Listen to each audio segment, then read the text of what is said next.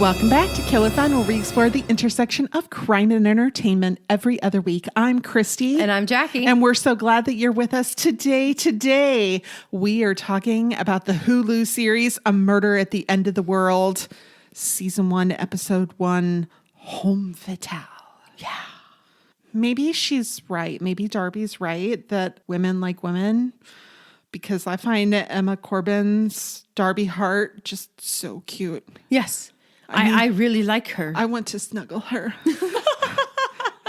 She's adorable and she has great style. Yes. I love it. Yes, me too. Like, she's all cool in all the ways. Yep. I want to make her a hamburger because she's a little thin. But, you know, so as long as she's like comfortable that way, that's fine, whatever. But I'm just like, you're so pretty. I know. With effortlessly. Yes. Like in like slubby, shorts. I know, that's like, the thing. So it's like, I can't. Maybe a little jealousy. Maybe we're going there. Maybe just a little jealousy. I'm like a little jealous of it, but I'm also just like, I want to be in her orbit. Yes. You know, but I guess this is why we like actors, because they kind of, they have that thing. That magnetism. The X Factor. Not the TV show, but the actual X Factor. That's right. Yes. That's right. All right. We actually have a cast. We haven't had a cast in like a month. I know. Well, because we were doing this whole like Murdaugh. Yeah. Stuff there. Yeah, because then I'll open my mouth and keep talking about it. Yeah. So we have Emma Corrin is Darby Hart. She was Princess Diana in The Crown. Oh my God. Yes. And you can see it. There are moments where she is like doing something and I'm like, hi, Di. It's so amazing. Harris Dickinson is Bill Farah, also known as Fangs. Yeah. Hello, Banksy.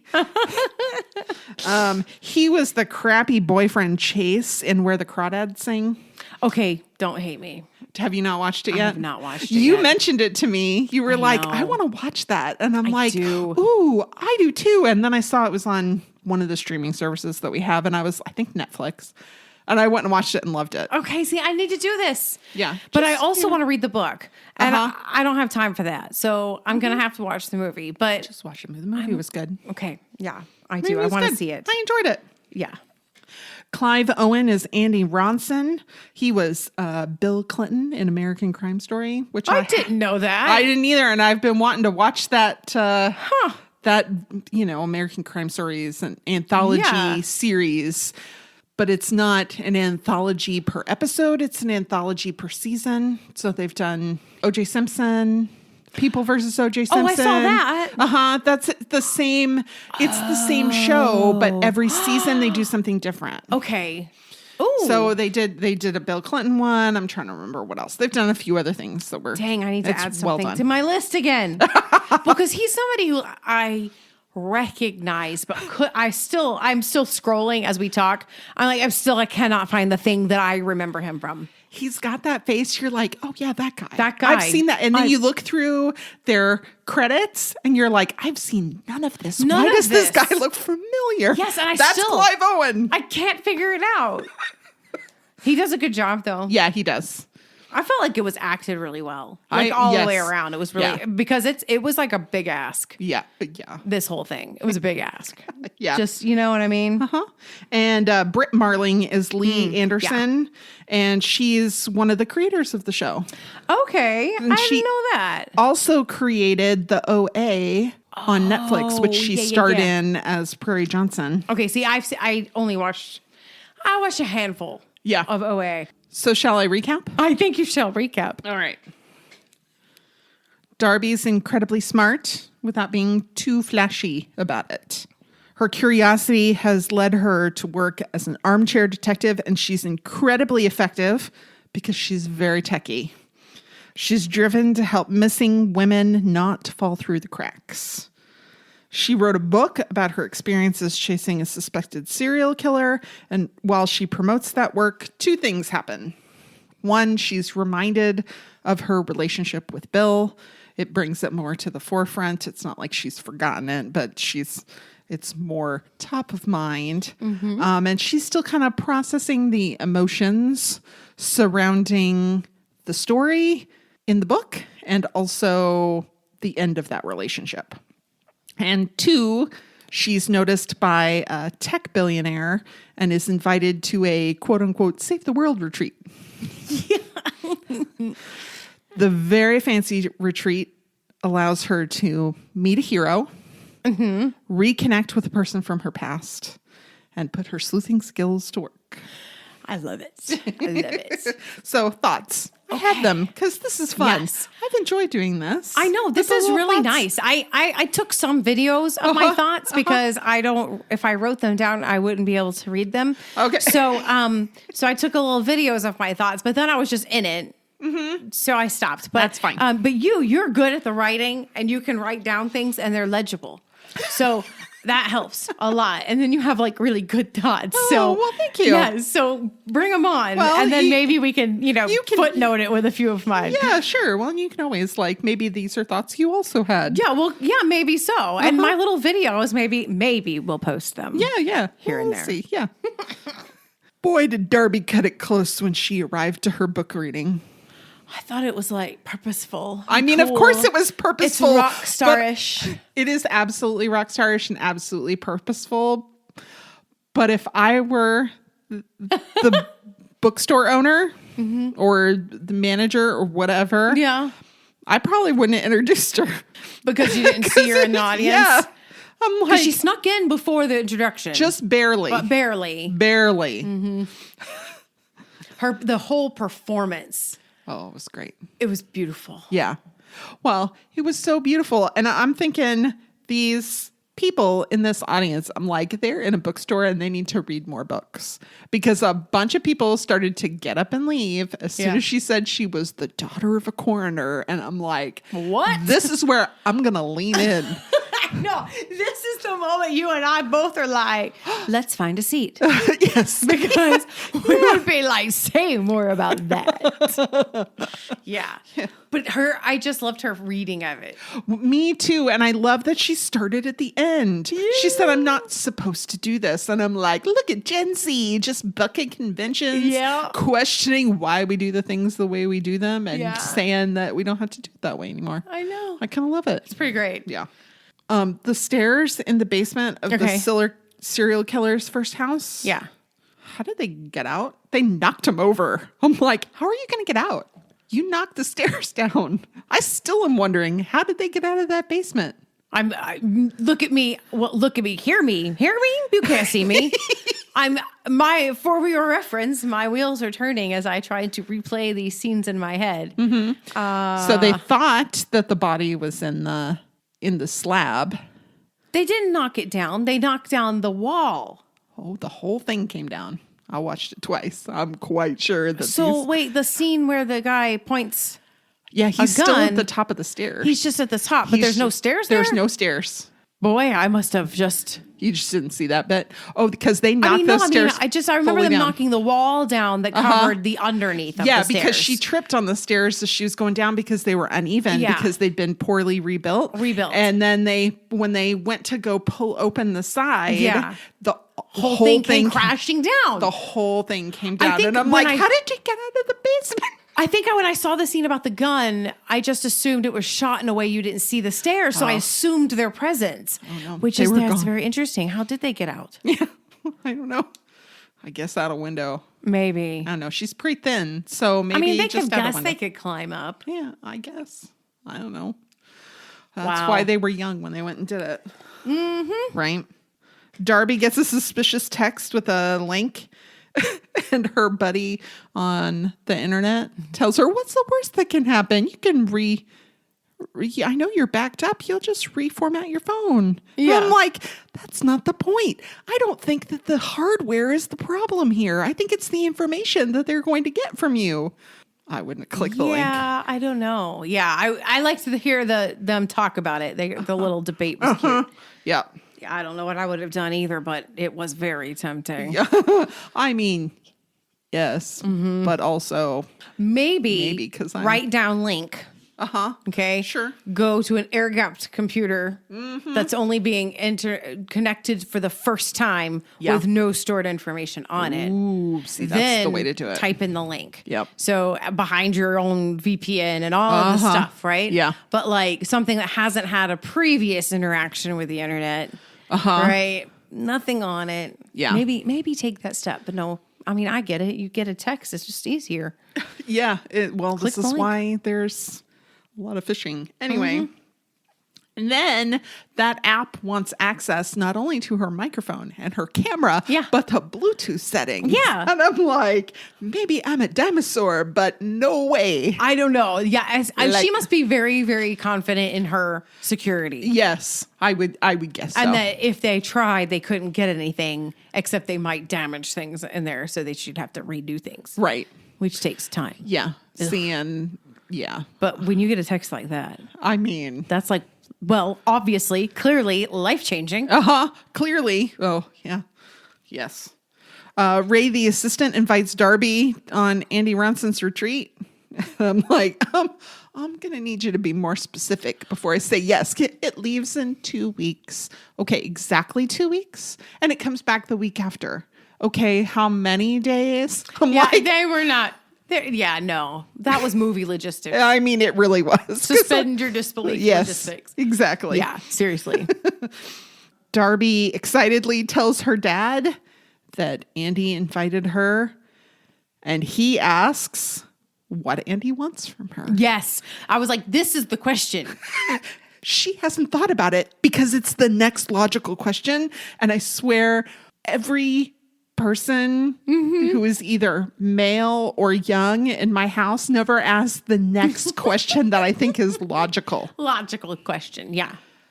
I think, in her case, I mean, it's like pie in the sky kind of stuff because like it's such an opportunity. It's like getting that VIP pass to the backstage of your favorite band. Like you just don't care, whatever it takes to get there. So you stop thinking. Right. But then what do they want from you? Yes. Yeah. Next logical question. And my like anxious self is just like, I want to make sure I'm prepared. I don't go in there and look like a fool. Oh, see, mine is the opposite. Yeah. I'm like negotiating. What do they want from me so that I know what I want from them? Oh, that's fair too. And so that I can go and negotiate well for whatever opportunity or whatever scam is coming next. See, this is how I know I'm a people pleaser because I'm like, I want to go and look like I have value to them. Oh, not that's interesting. What value do they have to me? Because I feel like the value they have to me will present itself. But they're the ones who invited you, so something you have appealed to them first.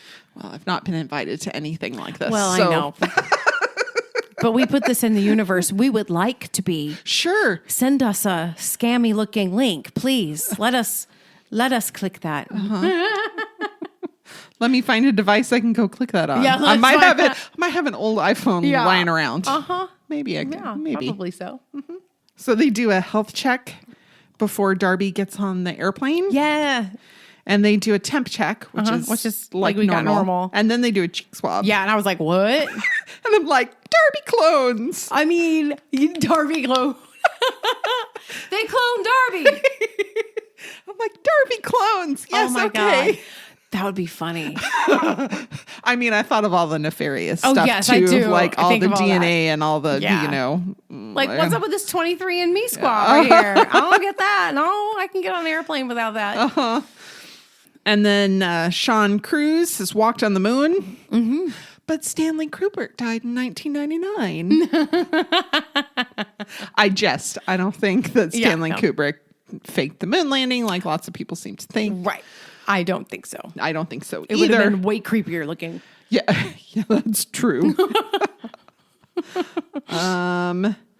The Float Valley is one of the last great wildernesses. So Andy put a hotel on it. I just thought it was really funny that he was like, this is the last great wilderness. So let me put a very large, expensive huge carbon footprint hotel on it. You know what? If you're playing Monopoly in life, that was the last square. I mean, good job. You got Park Place. There you go.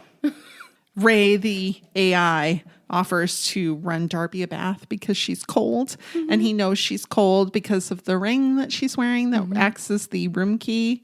And I'm like, it's a little like Megan. It is a little like Megan. Just a little bit. Wow. Ooh. Just a little, and we know how well that AI turned out in a fictional universe. Yes. Which this is obviously one. But we'll get there. But yeah. Yeah. So where was it filmed? Okay. Yes, please tell me where it was filmed. So lots of places. So the bookstore was in Tribeca, New York. Okay. Okay. The hotel, the Whispering Sands Motel, Okay. was in Hanksville, Utah. Okay. That feels right. Mm-hmm. I can't wait for you to say the other one. I'm like on pins and needles. Okay. About the rest of the locations. Okay. Yeah. They didn't specify where the Whispering Sands Motel was. They never specified where the serial killer's first house was. Okay. They didn't Yeah. So I don't know if it was Utah or somewhere, well. or if that was a generic Whispering Sands or whatever. Darby's apartment is in Newark, New Jersey. It is an actual old warehouse with apartments in it. Cool. The plane, the guest sporting the private plane was at Caldwell Airport in New Jersey. The hotel. Okay. My guess is Greenland. It was actually the Float Valley in Iceland. What? Yes. However, the beautiful round hotel that you see is CG. Okay. There is a hotel there. Okay. It is 11 Deplar Farm.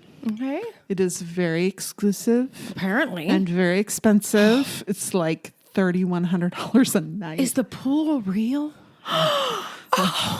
They have black wood, which is traditional for that area, grass-covered roofs, only 11 rooms, and it does have indoor-outdoor geothermal pools. Oh my God. I'm like, yes, please. I mean, yes, this is added to the top of my goal list now. When we win the lottery, we're going to go.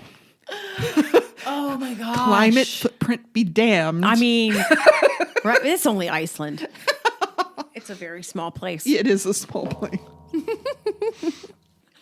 All right. So if you have a missing family member, there's help. Oh, yes. Okay. So the National Missing and Unidentified Persons System is in the U.S., and it's called NamUs for short, which I think is very cute little pun, NamUs. And it is a centralized resource for missing, unidentified, and unclaimed person cases. Okay. About 600,000 people are reported missing annually. Many of them are found alive and well. Yeah. So they go missing for a number of reasons, not all of them nefarious. No, some of them choice. Or choice, or just they didn't tell anybody that they were going on vacation or whatever. And, they come back and they're fine. But NamUs does provide a lot of resources for law enforcement. They help connect them with other criminal justice professionals. Medical examiners and coroners are able to use NamUs's analytical division in order to be able to help deliver death notices to next of kin, so that the coroners don't have to spend their time finding next of kin. NamUs will help them with that. And families of missing persons, they have a database that you can search. I poked around on it a little. It's very interesting. It's very sad, but very interesting. And they provide forensic services. So they do DNA analysis, fingerprint examination, forensic odontology, dental records. Okay. And forensic anthropology. Oh, interesting. Yeah. So when a body is skeletonized, right, the analysis is forensic anthropology. It's not a autopsy. Right, exactly. And they have specific staff to help support criminal justice efforts to try and find resolutions. And they're upping their work with missing Indigenous persons. Okay. So they're working more closely with reservations and things. Wow. Yeah. Well, that is a good resource. Yes. And the National Institute of Justice, who runs NamUs, is helping provide the DNA testing, as I mentioned. So they will do that at no cost to the family, but you have to follow some procedures. You need to report the loved one missing to authorities, provide DNA, hopefully of the person who's missing, because that's very helpful. They'll also take familial DNA, because that's a way to be able to track people and identify remains. Provide those dental records. So you might have to have a subpoena in order for the doctor to be able to release them if you're, if you're not like a parent or sadly. a spouse, they might have a problem releasing those. And then submit to NamUs. Now, NamUs has a regional program specialists all over the country, and they'll help you with this process. Good. So, but you have to have followed those other steps first. Then you can submit more DNA, which is basically the direct-to-consumer DNA companies. Yeah. That's really helpful. So if you've already had it done, you submit that. If you haven't had that done, that's a thing that NamUs can help you with. Okay. So, but there's more of a backlog of having those processed. So if you've done a 23andMe or an Ancestry or whatever. Yeah. And then also post on social media a lot. Yeah. Facebook, whatever Twitter's called now. And then also family tree websites like ancestry.com. I was about to ask that. Yeah. Okay. So they do suggest that they won't let you post anything about a living person. So you post something and mark them as deceased, but mark the deceased date as unknown. And that's a way because if people are tracking, they might be able to find additional family members that you didn't know about. And that might be a way to help find them. Right. Super interesting. Yeah. Hey, Jackie. Sleep is so important to our bodies and our mental health, right? Oh, I'm super passionate about this. I do, because it can be really difficult to get a good night's sleep. Well, especially with our culture the way it is, like, I'll sleep when I'm dead. No.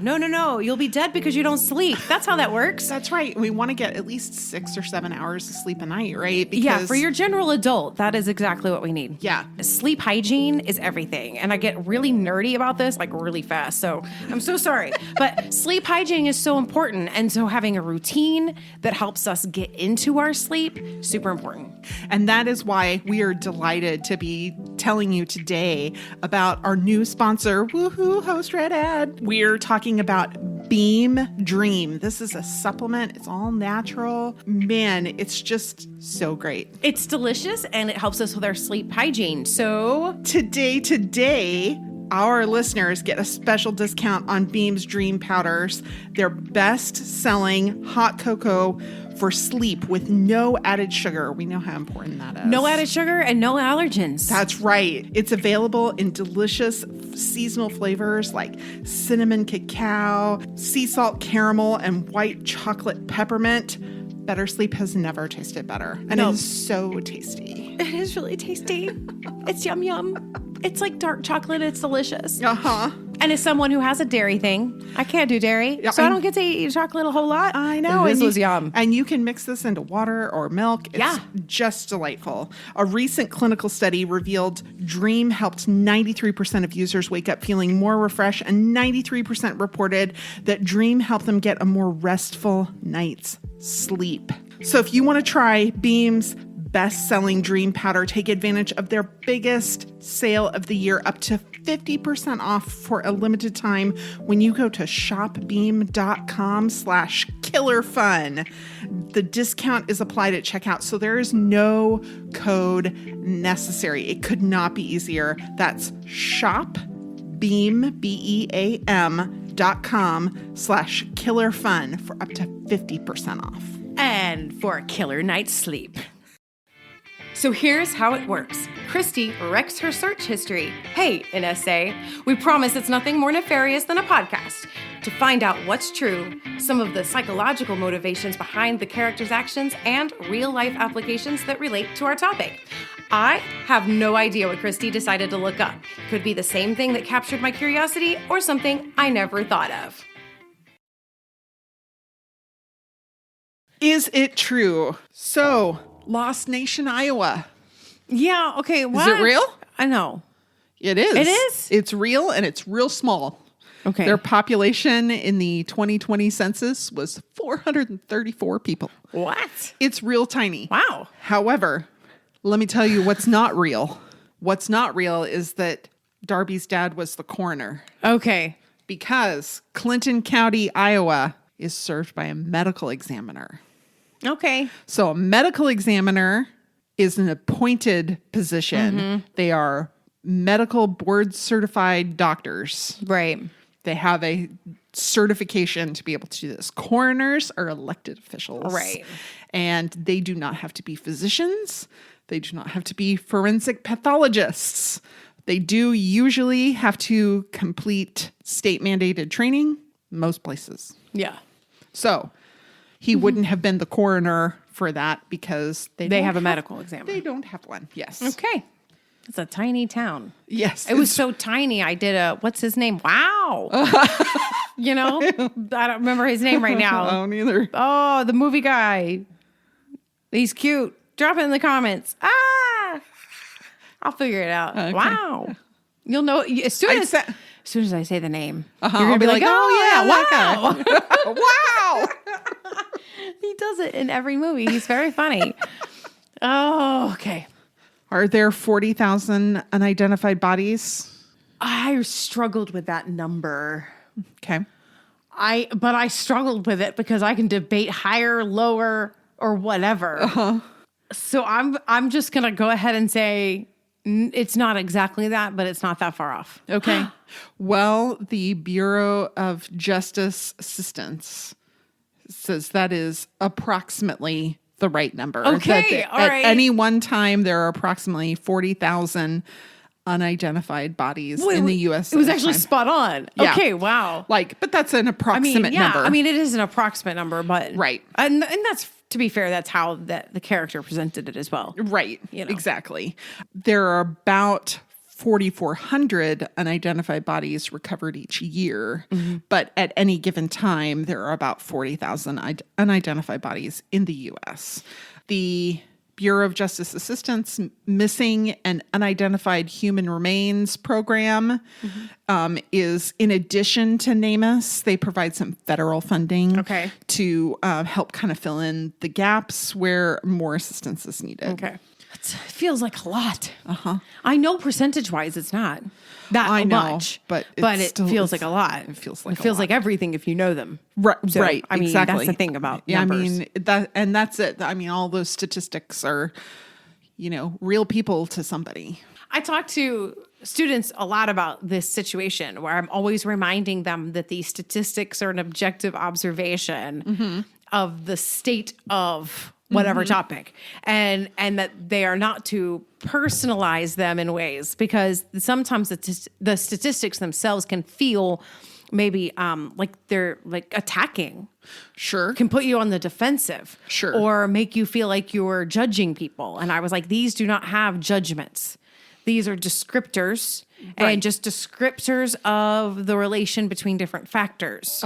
It's us that goes in and makes a judgment call, a discernment of sorts, right? And so that's the kind of thing you have to remind all kinds of people about, is that these statistics don't have like feelings and make judgments about this. Oh, so you mean kind of like history in Florida? A little bit. Okay. So that iPod. Oh, I love it. Okay. So it didn't look right to me. I'm like, it's got 4 little buttons and they light up. Is that a real iPod? I don't know, because I stopped as soon as I got an iPhone. I stopped with the whole iPod thing. Yeah. And now I know there's reasons why certain people use iPods still, but I have none of those, so I don't know. Neither. Yeah. It was one model Okay. in 2003-ish, the third generation iPod, had those 4 little buttons that lit up. Okay. How about that? Yeah. I love the retro. Yeah, I know. I mean, I know that people still use them, but right. You know. Yeah, they had to reintroduce the retro ones because people wanted them still. But yeah, because if you're going to need an iPod, you need it to be beastly. You know what I'm saying? Right. Like, you want to be able to put a lot of music on it. You don't want to be wired in anywhere. You don't want to have to. Right. You want it there. Yeah. You don't want to connect to the internet to do it. Yeah. Exactly. So obviously, Lee Anderson is a fictional character, but is she based on a real person? I'm going to guess yes. Okay. I don't have any backing for this. Okay. Your gut is saying yes. My gut says yes. I mean, she feels real, right? Or it feels like she should be based on somebody, but she's not. Okay, but do you know the picture that came to mind is hackers? Yeah. Okay. I totally thought of Angelina Jolie's character in Hackers. Yeah. As we're talking about this, and I'm like, that's her.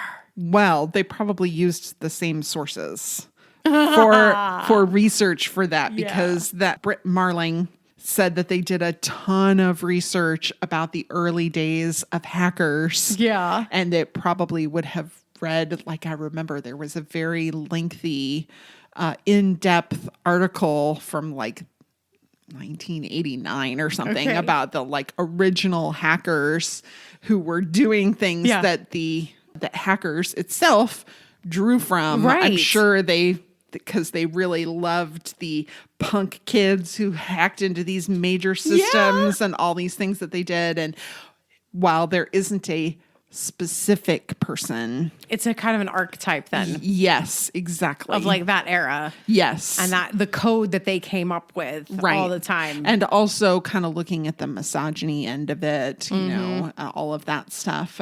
But those stories created characters like Darby, Lee, Bill. Right. Yeah. That makes sense. Yeah. That makes sense. I mean, those are like normal names though. I mean, Crash Override is just cooler. Yes. Just kidding. Yeah. They're not hackers. I get it. it. But they can be. Darby was. Darby was. She is. Lee was. They were. But like in this character, like they're not in that sphere anymore. So they wouldn't be like using their aliases. Yeah. All right. Can a child's toy hack a garage door opener? I'm going to say yes. This has been done. Yes, it has. It's been done. In 2015, Sammy Kamkar, who is a well-known hacker, developed this open sesame hack. Yeah. And it is with that specific toy that we see, the Mattel Radica Girl Tech I Am Me. Yeah. Yeah. And it has a radio frequency chip, LCD display, backlight, and a keyboard. It makes it very easy you could put it all together yourself, but here's this toy that's already got all the components. All the things you need. All the components that you need, and you can download the software that you write to it. She was right when she said there was about 4,096 possible combinations. That's all. That's it. Wow. A 2-character internet password is more secure than these particular garage door openers. Now, many of the garage door openers have been updated to rolling codes, and so you cannot hack them with this. Right. I would assume so. Because there was issues with this with the car fobs early on too, where it would unlock multiple vehicles or things like that. Yeah. There's duplications and or all kinds of things. if your neighbors had the same then garage door opener, it would open more than one. Yeah, like it did in the show. Open them all of them. Yeah, which was fun. Now, Kamkar released the code on the internet, but he had modified it so it didn't work. This is what he had to say about it. Okay. It almost works, but not quite. It is released to educate. If you are an expert in RF and microcontrollers, you could fix it, but then you wouldn't need my help in the first place. I was like, oh yeah, that's good. That is really interesting. Yeah. So, but I thought that kind of helped with the timeline a little bit too, because we know it's 2023 in the show because they called it like a 2023 summit or whatever. Yeah. And yet Ryan Cruz has been on the moon. So it's got to be an alternate universe. It's definitely an alternate. And also, Lee was supposed to have developed this hack, but this hack wasn't developed until 2015. But Darby was 12. Right. And she kind of says that it was something released and she never tried it before. She hadn't tried it, but she ran across it on a message board when she was 12. And if we did the math, if she was 12 in 2015, then she wouldn't be old enough to have, wasn't 14 when they went to this serial killer's house. Yeah, no. So it's an alternate universe. Yeah, definitely an alternate. And, and of course, it drove the plot, so to speak, because then they had to drive in and close them. Right. In order to, it was a unique way of getting the people in the house. Yeah, it was fun. It was fun. Yeah. Lu Mei develops smart cities in China. Yes. So does China have smart cities? Okay, they do, but so do we. Yes. Because the Internet of Things is bigger than we realize. Yes.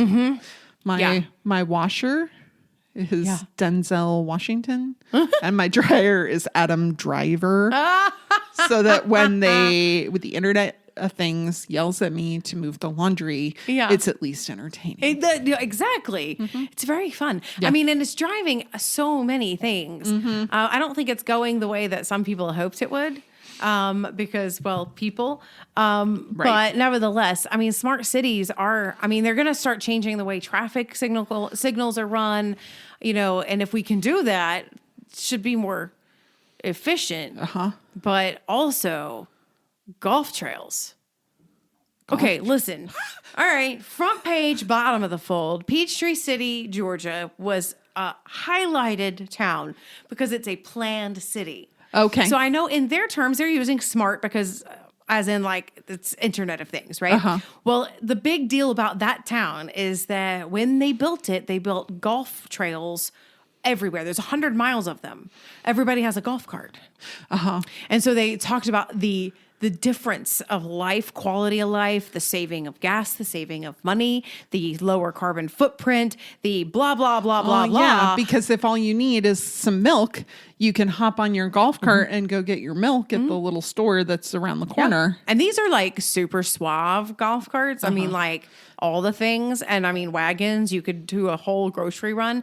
They said the kids, because when you're 12, when you're 12, you can drive with a parent. When you're 15 and you have your learner's permit there, you're free on a golf cart. The high school has golf cart parking.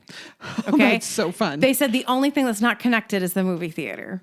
But everything else they can do is there. So there's this freedom and all of that. And I'm like, tech, I get it. Internet of Things, that's smart. But you know what's smart? That. Yeah, is building community. There you go. Wow. Yeah.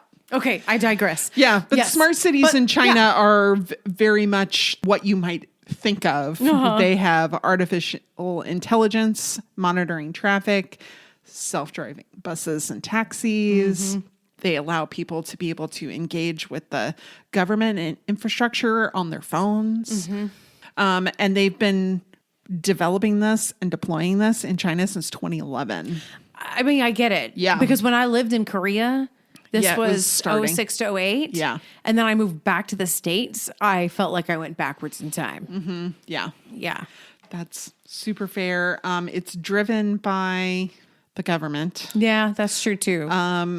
It collects a ton of data in order to be able to improve city operations. And they have public-private partnerships. So the government provides this information, kind of like the weather service provides the information to meteorologists.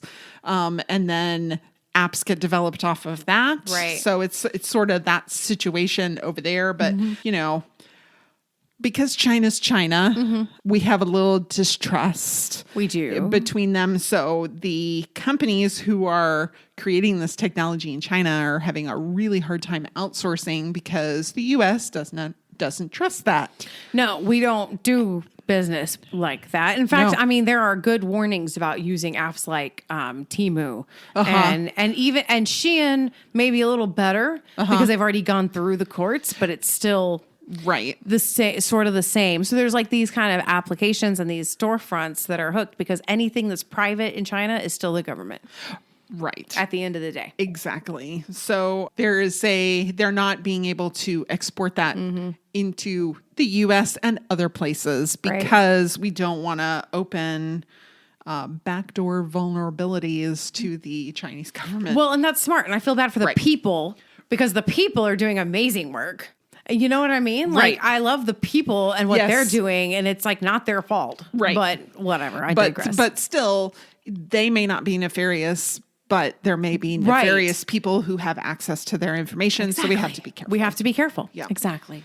Lume specifically mentioned Yinshan as a smart city, and it is a smart city, and it's a smaller smart city. Because if you start with the really big cities like Beijing, there's a lot of people and a lot of opportunity for things to break. Right. So Yinshan is a much smaller city, and so less things to break, less wise. Yes, it's really very smart. Your face is your credit card there. I mean, that's amazing. The trash bins have solar power, and they compact. Oh yeah. And then they send a little message when they're full. Okay, so do the trash cans at the Atlanta airport. That's cool. Well, this is from 2016, so I imagine at least some of the tech has gotten out. Mm-hmm. But yeah, I mean, it is interesting to see these things come around, you know, and of course we take advantage of them. Right. So any interaction that the people of that city have with the government is almost all of it's automated. You can, renew your passport or get a business license, or all of that is automated instead of having, that's kind of what I was like. Because here we act like it's automated. It ain't. No, it's not. Yeah, it's a pilot program that is working well. It's kind of cool. Yep. Andy Ronson quotes Margaret Atwood from an article. Was the quote accurate? Oh, sounded like her. Didn't it? It sounded like her. It did. And the quote is accurate, but it wasn't just from an article. It's got to be one of her books. No, it's actually not. It is from 2022. In February of 2022, The Guardian had a symposium panel. Oh, it was something she said there. Okay. Yeah. So they had 7 experts from around the globe that Margaret Atwood wanted to have a conversation with about the world we live in and where they saw things going in the future. Interesting. And it was at the symposium that was moderated by Hadley Freeman, who works for The Guardian. She asked, Margaret, who has contributed most to your vision of the future? She replied, there isn't one future. I try not to say the future because we have some choices about the kind of future we'll end up in. And this is where she goes into that quote. Unfortunately, the further we go along the road of climate crisis, the fewer choices we have, but we still have some choices, and we really need to start making them. Yeah. Oh, it was good. But okay. It is good. And let me tell you what's cool about that is that it wasn't written down. It wasn't written down. That's when you kind of see that flash of brilliance. So when you say in an article, it kind of sounds like Margaret Atwood wrote an article with that opinion in it. And no, she said it extemporaneously. So I don't know, somehow it seems smarter. I don't know. I think that's one of those editing choices. It's faster and more clear for the character to say in an article than to say she said in a symposium in response to a question. Yeah. It's just easier to say in an article. I get that. And he probably read it in an article because he probably wasn't there. Well, but I don't know. I mean, in that universe, I can imagine him being there. Yeah. One of the people that she'd want to have a conversation with. But nevertheless, if he had to read it in an article, he didn't make the cut. Yeah. That's because he's fictional. And that's why it had to be in an article. All right. So Andy also claimed that estimates suggest 200 million climate refugees by 2050. I feel like I've seen this come across. NPR even was talking about this, and there's different types of predictions, right? And what you operationalize it. So I feel like I've heard vastly different numbers based on however they're calculated. Sure. So I have no idea. Okay. Long way to tell me you have no idea. It is, by some accounts, fairly accurate. Okay. So the World Bank puts out a report called the Groundswell Report. This is where you would have heard NPR talking about it. And they said that climate change was an increasingly potent driver of migration. Right. 216 million people across 6 world regions were to move within their own countries by 2050. Okay, see, that's a different number than like other people talking about like full on. Right. Yeah. But this is I'm sure this is where that information came from. Yeah, that makes sense. But he made it sound like people were fleeing, from their country somewhere else. No, they're within their countries, what we understand it to be. And I just wanted to highlight that Jürgen Vogele, the Vice President of Sustainable Development at World Bank, said this: the Groundswell Report is a stark reminder of the human toll of climate change, particularly on the world's poorest, those who are contributing the least to its causes. Because sub-Saharan Africa is the spot that has the most climate change effect. I just can't help it. I think of that song, the country song, Beachfront Property in Arizona. Right? Like that every time we talk about this kind of stuff, this is the song that comes to my head. That's what you're thinking of. My brain. Somebody needs to do a firmware update on it. Somebody give me a different song to sing every time I hear this. Talk about climate change.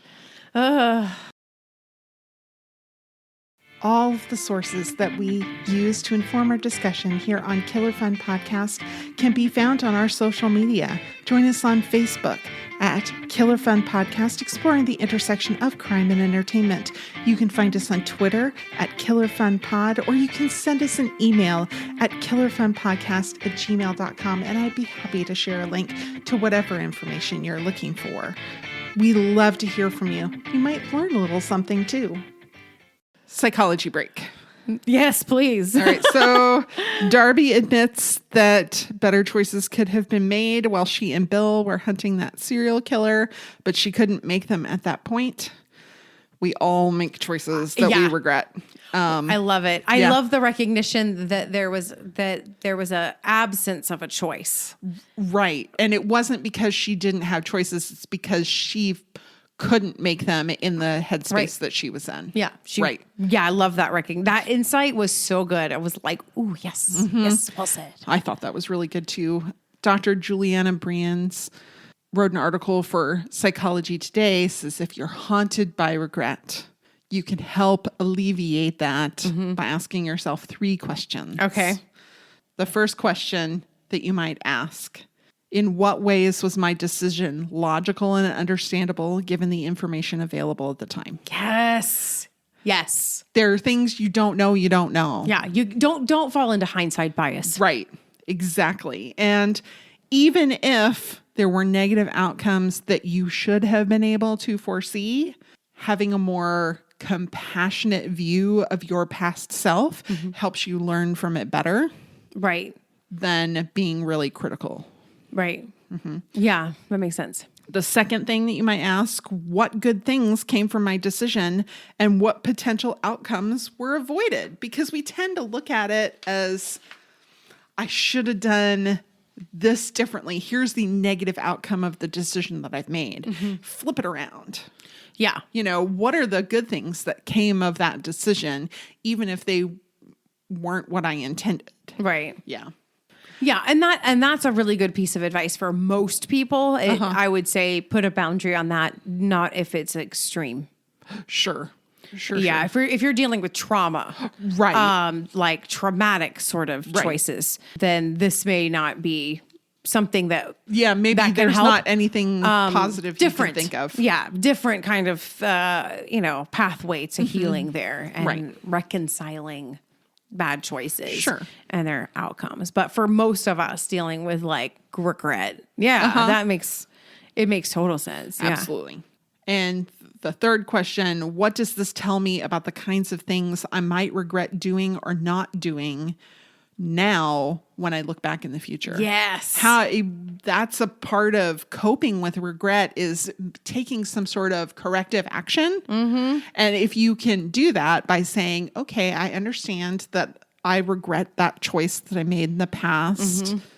or I wish that had come out differently. Right. What can I do now so that I won't look back on this choice? Yeah, exactly. Mm-hmm. Learn from it. Right. Yeah. Yeah. I can't help it. I think of Adele and her song Hello. Oh, uh-huh. Okay, because hello from the other side. From the other side. She's speaking to herself. Yes. Right? It kind of sounds like a boyfriend or breakup song, but it's not. She's asking her younger self, her before self, mm-hmm. if they can chat to go over everything, right? And talking about that. And it's true. Like, this is what you do. You talk to your younger self, you know, or you talk to the self that you were then, mm-hmm. you know? Right.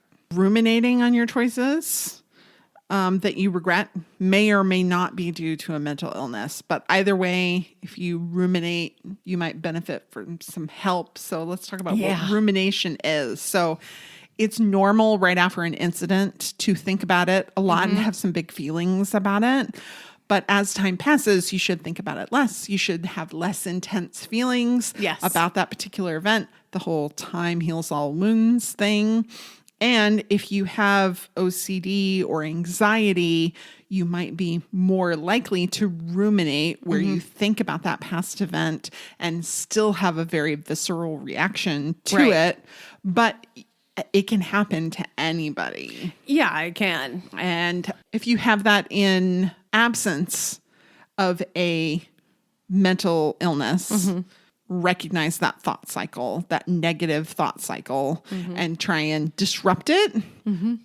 Maybe get some help. Some therapy might be worthwhile. Whether you're dealing with a mental illness or not, if you continue to have these very strong, challenging, upsetting feelings where it's impacting your life, get some help. Right. As soon as you're thinking about it so much that it's making some parts of your life dysfunctional, mm-hmm. including sleep, and especially sleep. And please don't forget sleep. Sleep hygiene. If you get in bed and now you're cataloging everything that's wrong or you did wrong, and it's going back. Now, it's normal for us to have these flashbacks to be like, wow, that thing I did in 8th grade, that was bad. Uh-huh. I wish I'd done. That's normal, like as a passing thought. But if it's like, every time you get in bed, you can't get out of it, that's actually disruptive to your sleep, and that's unhealthy. Mm-hmm. That is a dysfunction. You need to seek help or do something, because it doesn't mean that you are less valuable, right? We say this all the time, but somebody can have something clinical. You may not be like a diagnosis or a disorder as much as it is some sort of injury. Yeah. Just, you know what? Ice, heat, elevate, wrap it up. Just do the mental version of that. There you go. There you go. So Bill told Darby that not having a mother and having a dad who worked long hours made her become tough and fragile at the same time. And that was kind of profound to me until I realized, like, that's everybody. Everybody's fragile in some way. Everybody mm-hmm. can be injured in some way, and everybody is tough in some way. It's true. So, it's true of everybody, but I can see how you found that particularly diverse in her. Yeah. So, because we're talking about she is actually like an archetype of the Gen X, right? Uh-huh. The latchkey kids, you know, and all that. And it's true, though. In some ways, you mature really, really fast. But in that, you sometimes miss out on different levels of maturing that would normally go alongside. So you accelerate, but that acceleration actually then puts the brakes on other development. Mm-hmm. That's why they're very concerned about kids skipping a grade or something. Right. Right. Because if you don't do it all at the same time, you're gonna have to circle back. Mm-hmm. Deborah Bednar-Clark wrote an article for Medium, mm-hmm. and in it she talks about ways in business, primarily is what mm-hmm. she's talking about, that she's been labeled tough and how she recognizes that she's delicate. And I thought these are worth talking about a little bit. So, like, she doesn't give up on challenges. Even if things don't turn out the way they are, she adjusts. That makes her tough. She stands up to others if somebody's being disrespectful. Mm-hmm. She calls them out on it. She's tough that way. She puts herself in situations that stretch her as a person. She sets high expectations and goals for herself, but she's still delicate because she's sensitive. And I'm like, oh, hello, this makes sense to me. Yeah. So she internalizes. She'll do the thing on the outside, but internalize it. Or just is also sensitive to how other people are feeling. Okay. You know, a lot of empathy happening there. And that makes her a sensitive person. She doesn't like harsh language. She's asked people not use very strong language around her. I don't personally understand, but Me whatever. Although we do a good job on this podcast. That we do.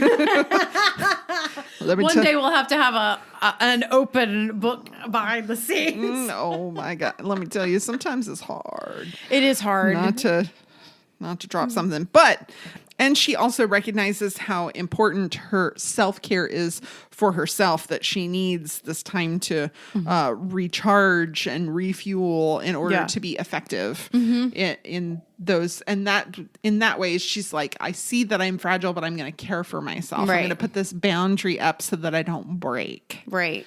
And I think that that's interesting. Darby was a little more like, I think Darby was using the word fragile a little bit more, I don't know, on the nose a little bit. Yeah. Because in that case, she really is fragile. Like anything might actually break her. Yeah. And there's no amount could see that in her. Right. But also he saw how tough she was. She was tough. tenacious. Yeah. She was going to make sure that those women didn't fall through the cracks. Right. And that made her really tough. She took the risks. But she also felt really deeply and could be injured by the stories of these women that she was trying to help solve their murders. She didn't have a lot of self-care around it, so that she had basically, some, tenacious qualities, but also, empathetic qualities. It's a balance of your emotional intelligence. Sure. Right. And so that's what was missing, I think, for Darby. Okay. Is that she was missing that. Which made her delightful as a book writer.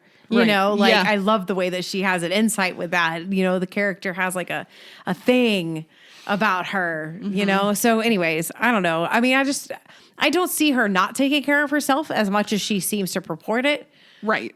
But I can see why she maybe has felt that way. Well, and it was Bill who saw that in her. It was Bill who said that about her. Yeah, I thought it was kind of interesting. I think she noticed that. I think in the way that she read the first, the books, like about herself in the beginning. Right. We kind of saw her kind of describe that. Yes. How tough she was, but also that she was fragile enough to not understand the ramifications of the actions she was taking. Yeah. That's fair. But I saw myself in that a little bit. Did you? Yeah. A little bit. Yeah. A little bit. Because I would say my husband would probably say that was maybe a fair assessment of me. Yeah. Though he tends to forget sometimes that I am fragile. Oh, yeah. Not that he breaks me. Right. Not in that sense of the word, but sensitive. Yeah. Here's the thing. I'm sensitive. It's just a part of who I am. Yeah. But I mean, and I think we use that word with a negative connotation, and we need to stop doing that. That's fair. Yeah. I appreciate that. Yeah. I think we need to stop doing that. I think being sensitive I think there's a spectrum. There's, okay, add it to the big 5, not make it the big 6 and sensitivity, because in emotional intelligence, this is a big thing about, and the sensitivity can be we like it when it's a smart city. Yeah. That things are sensitive to the data. Yes. Right. It's what happens after. It's are we internalizing in ways that aren't appropriate or not healthy? It's not a matter of whether you're sensitive to the situation. Oh, yeah. Does that make sense? Yeah, I don't know. Yeah. I just get my feelings hurt about things that people think I shouldn't get my feelings hurt about. Well, and I'm like, well, again, see, it is hard. It is hard not to have harsh language, because I feel like this is a moment. This is a moment, because forget those people. Forget those people, because those people don't really care about you then. I mean, okay, I don't get to decide what hurts your feelings. Right? But also to act like all of us don't have our feelings hurt at times. Come on. This is true. come on. If you might be good at like ignoring it. I'm just real obvious about it. Yeah. Because I cry easy. Well, that's true. All my emotions leak out my eyes. You've always said that. But good and bad. Uh-huh. It is not something that's related to just like, let me turn on the waterworks when I'm saying that you've hurt my feelings. Yeah, it's not manipulating. Not at all. I just mean, any strong feeling I have. I'm going to feeling. well up a little bit. I'm welling up right now. Yeah. But you do the same thing when we laugh and when we talk about fun things and good, sweet stories and all of that kind of stuff. It's all the same for you. Yeah. You know. But it makes men really uncomfortable. Oh, so, yes, it's a label.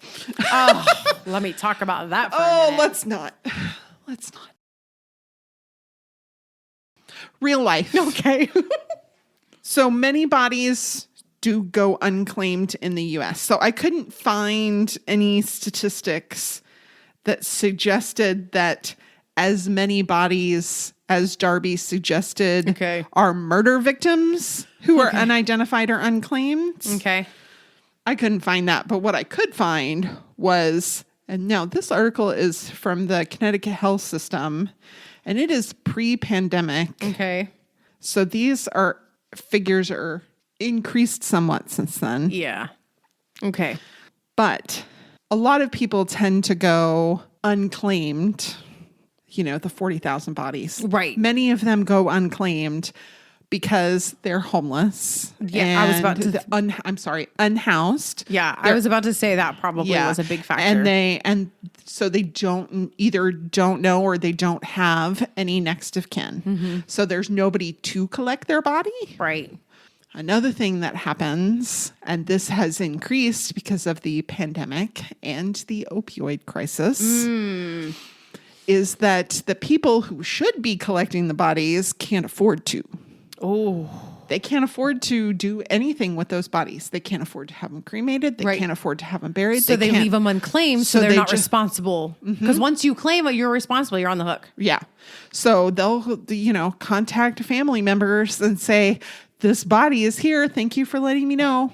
I don't want to claim their body. Mm-hmm. And then it's the city or state's responsibility. So that's sad that there's not like I never really thought about that before. We don't really have a program to help to maybe subsidize the cost so that the city doesn't have to pick up the whole tab, right? But neither does the family. And that way, at least it would be a better situation overall. But, right. That's interesting. Every 3 years, Los Angeles County does a mass burial, and it's usually about 1,400 unclaimed bodies. Wow. It's difficult because, like Los Angeles County, property is very expensive. Yeah. And that's part of the reason why a lot of bodies there go unclaimed, because it is expensive to bury somebody. But they have to do the calculus of these bodies are unclaimed. What do we know about their death? Was there anything nefarious? Because if there's anything even possibly nefarious, they have to bury the body. Yeah. They can't cremate them. Because they might have to might need, yes, exactly. So it's this awful sort of calculus that places like Connecticut and Los Angeles and everywhere else in the United States are trying to figure out how they're going to deal with. Is these bodies are unclaimed, like they literally had to build another facility in which to house these unclaimed bodies in Los Angeles. I mean, that's a problem. But it's because when the economy is bad, it's really hard for people, or if you have just in less affluent areas, it can be really difficult for people to be able to afford it when it's unexpected. Well, and we know those costs are astronomical. Right. So Martin, the filmmaker, who was also going to the symposium, said he's trying to put together a movie about all the missing Black women in Washington, D.C. I'm like, what, there's missing Black women in Washington, D.C.? I'd like to know more about this. So in 2017, here's what happened. Okay. Wait, what? Okay. Wow. Okay. It's not what you think. It is what you think, but it's not what you think. Okay. Okay. So there was a viral Instagram post in 2017 that claimed 14 girls went missing in Washington, D.C. in 24 hours. Okay. That does sound familiar. Okay. So people were freaking out.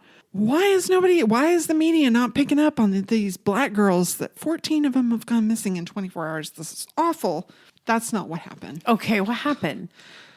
The police were upping their social media presence and all in one day posted a whole bunch of back missing posters. And they all happened to be black girls. Some of them had been missing for years at this point. So they just happened to post them all on one day. I'm like, this is why you need a social media manager. Seriously. Get yourself a PR professional. I mean, not that it couldn't be like remixed in a way that the real information goes to the wayside. Right. For sure. But they had actually been missing for many of them for quite a long time, but people were freaking out.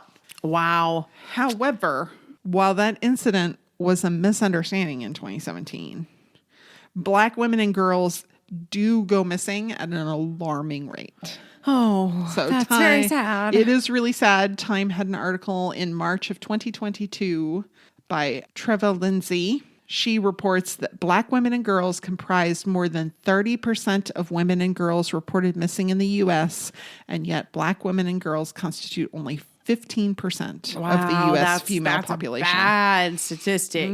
It's really like awful and horrible. Ooh. So they were right to be upset, and yet it was incorrect information, but still like it's a problem. It still really is a problem. It's still really a big problem. And the fact that they had to post that many, I mean, sure, they did not do it well, but it just shows you how, they haven't been made important. Yeah, they're not a priority. Right. And then finally they had to course correct. Right. And be like, oh, hey, we need to go back and give them the same attention that we do others when they go missing. So her example, the poster child, for lack of a better term, that she shared was Relisha Rudd. She was an 8-year-old black girl who disappeared in Washington, D.C. on March the 1st, 2014. She's never been found. Her story unveils many of the ways that non-spectacular everyday injustices and inequities rooted in systemic and unrelenting deprivation slowly but surely erase or kill us. She's a black woman. Thousands of us disappear without a trace. Oh my gosh, that's terrible. And it's really horrible and really this is why, again, the indigenous people that go missing, part of that is they're keeping it on the reservation, but part of it is that law enforcement off the reservation don't care. Right. Oh, I know it's awful. And course correcting is it's a painful. Yeah. It's because it's like digging out a wound. It's not just a course correction. Right. It's an infected wound. Yeah, it's an infected wound that has to be cauterized and cleaned. All right, but we got to end on a lighter note. We got to, yes, because that is a real sad way to end things. Yeah, and not where I saw this episode going after I first watched it. Yeah, definitely not. But it's important to talk about it. Exactly. Yeah, exactly. But why does Iceland have so many hot springs, and how are they beneficial to one's health? Yeah, well, and why do they have so many hot springs and so much ice? Yeah. Well, because they're far north. That's why they have so much ice. Okay. Because it's cold. Because just so cold. Like that the geothermal springs. But the location of Iceland is at the juncture of two tectonic plates, and it makes Iceland a hotspot for geothermal activity, according to IamIceland.com. Well, they have. If you've seen all the earthquakes, they're predicting a volcanic situation. There was like magma friggin' in the middle of a highway or a large road, like a parkway. Like there's a photo of like the red light, and like the earth is like split open, and literally you can see the because steam. It bridges the tectonic plates, which is like super cool because it makes these geothermal pools, but also earthquakes and magma on roads. Yeah, that's like scary, but I do like a good hot spring. I mean, I got the chance to do it in Korea, but you know what? We have one here in San Antonio. What? In the city. Okay. Yeah.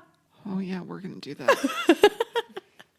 But why are hot springs Yeah. so nice? Because they relax your muscles and they release tension. Most of this is due to hot water. Yeah, hot water. Improve your circulation. We could get the same effects from the hot tub. We can, but It's not as nice. It's not as nice. Something about it. The ones in Korea, they basically put tea bags in. Oh, so you're okay. sitting in tea. And it was nice. Yeah, I was going to say. But then there are some things that are actually in the water that can help with your skin and boost your immune system. There are minerals in there that can help improve your skin. And they feel good. It relieves stress.